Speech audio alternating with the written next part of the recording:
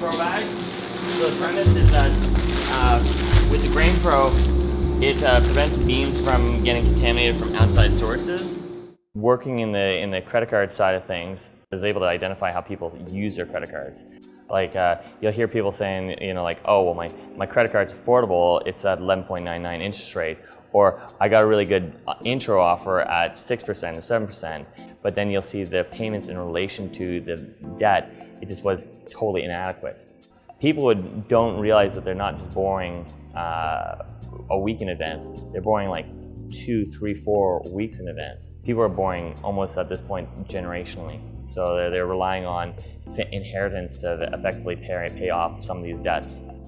The average household had about 4 credit cards. And when things are good, they're all modestly managed. So they're still living on them, but they'd capitalize about maybe 20% of each of the credit cards. And in their mind, they're making payments on each of them, and they're all being managed.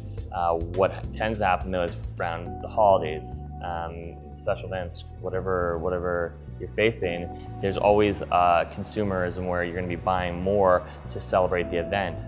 And so what would happen is you'd see the people leveraging all the credit cards or all the lines of credit available to them in hopes that, oh, well, don't worry, I'll be able to get on top of that.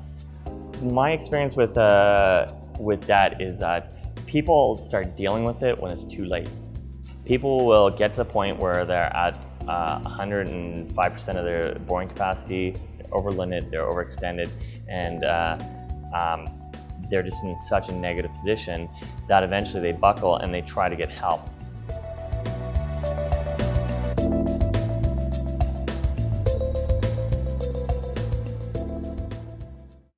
A message from the Government of Canada.